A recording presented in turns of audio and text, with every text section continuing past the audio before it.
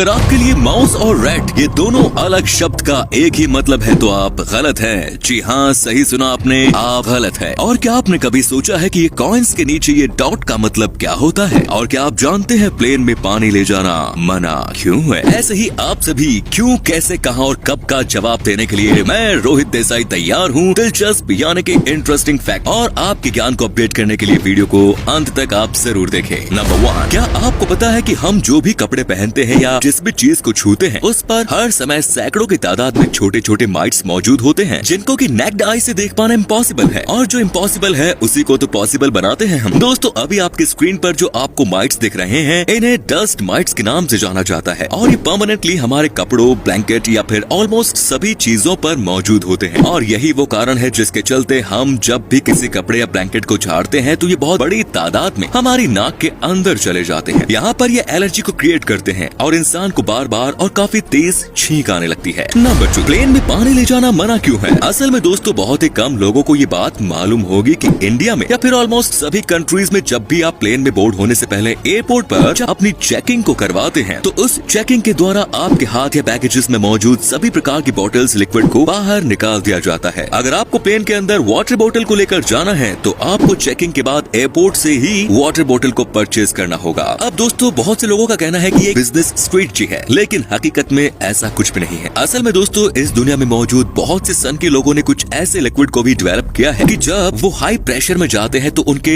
Atoms react करते हैं और वो रिएक्शन उस लिक्विड को एक्सप्लोड कर देती है। पिछले कुछ सालों में ऐसी घटनाएं बहुत सी हमको देखने को मिली है। स्ट्रेंज बात यह है कि दोस्तों, ये लिक्विड दिखने में बिल्कुल साफ पानी की तरह ही नजर आते हैं, जिसकी वजह से इन्हें देखकर कई लोगों को भ्रम हो जाता है। इन्हीं सारी चीजों पर ध्यान रखते हुए सबसे पहली बार यूएसए की एजेंसी TSA द्वारा किसी भी बॉटल लिक्विड को प्लेन में बोर्ड करने पर पाबंदी को लगाया गया। नंबर 3, ये तो आपको पता ही होगा कि हम जो हनी खाते हैं उनको बीज बनाती है, पर क्या आपको पता है कि हम जो हनी खाते हैं वो बनाने के लिए मधुमक्खी को कितनी मेहनत करनी पड़ती है? 1 टीस्पून हनी बनाने के लिए 12 मधुमक्खी को अपनी पूरी जिंदगी लगानी पड़ती है। यानी 1 चम्मच हनी बनाने के लिए 12 मधुमक्खी अपने पूरे जीवन भर काम करती है। नंबर 4, दोस्तों, आपने अगर कभी सिक्कों को गौर से देखा होगा तो नोटिस किए होंगे कि सिक्कों के एकदम नीचे एंड में डॉट होता है, पर क्या आपको पता है कि ये डॉट क्यों होता है? नहीं तो मैं बताता हूँ। अगर सिक्कों के नीचे डायमंड शेप बना हुआ है तो वो सिक्का मुंबई में बना हुआ है। अगर सिक्कों के नीचे स्टार शेप है तो ये हैदराबाद में, और डॉट है तो नोएडा में। और कभी कभी ये सिक्के इंडिया में नहीं बनते तो इनके नीचे C शेप बना होता है, और कुछ सिक्कों में O।